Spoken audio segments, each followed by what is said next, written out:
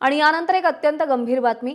मुंबईतील साखळी बॉम्बस्फोट प्रकरणी गँगस्टर अबू सालेमला मुंबई सत्र न्यायालयाने दिलासा दिलाय।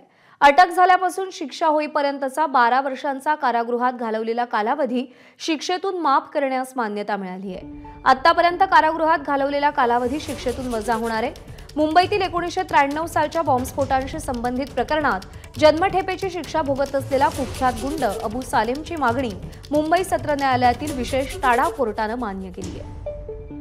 अमेय राणे आपले प्रतिनिधी सध्या आपल्या सोबत आहेत। अमेय, याचिका काय होती आणि अबू सालेमची मागणी मान्य करण्यामागचं कारण काय होतं? कुख्यात गुंड आणि 93 ब्लास्टचा एक महत्वाचा आरोपी अबू सालेम याला साल 2005 मध्ये पोर्तुगलमधनं भारत सरकारच्या हवाली करण्यात आलं होतं। त्यानंतर त्याच्यावर देशभरात चालू असलेले विविध खटले हे सुरू करण्यात आले। त्यात 93चा खटला अतिशय महत्वाचा होता। या खटल्यात त्याला सप्टेंबर 2017 मध्ये कोर्टाने दोषी ठरवत जन्मठेपेची शिक्षा सुनावली। परंतु आधीच त्याला 2005 पासून भारतात कैदेत ठेवण्यात आलेलं होतं।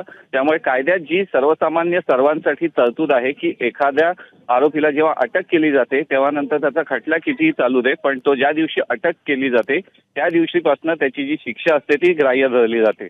त्यामुळे जर हा खटला इतका प्रलंबित झाला आणि त्यात त्याला जन्मठेपेची शिक्षा झाली तर आपला जो अटकेचा पहिल्या दिवसाचा दिवस होता तोच ग्राह्य धरावा अशी विनंती त्याने कोर्टाला केली होती आणि कायद्यानुसार कोर्टाने ती विनंती स्वीकारत अबू सालेमची याचिका स्वीकार केलेली आहे। तेव्हा त्याच्या जन्मठेपेच्या शिक्षेतनं 12 वर्ष वजा होतात, कारण की तो 12 वर्षापासून भारताच्या कैदेत किंवा भारतीय न्याय व्यवस्थेच्या कैदेत असं म्हणावं लागेल। परंतु यामुळे तो जेलमधनं सुटेल अशातला भाग नाहीये, कारण की 93 ब्लास्टसह अन्य अनेक खंडणी, हत्या असे अनेक गंभीर गुन्हे अबू सालेमवरती आहेत, ज्याचे खटले अद्याप प्रलंबित आहेत आणि ज्याच्यात त्याला शिक्षा होणं अद्याप बाकी आहे। त्यामुळे त्याच्या सुटकेचा मार्ग सध्या तरी मोकळा नाहीये, परंतु कुठेतरी त्याला जन्मठेपेच्या शिक्षेतनं 12 वर्षाची सूट मिळाली असं म्हणावं लागेल।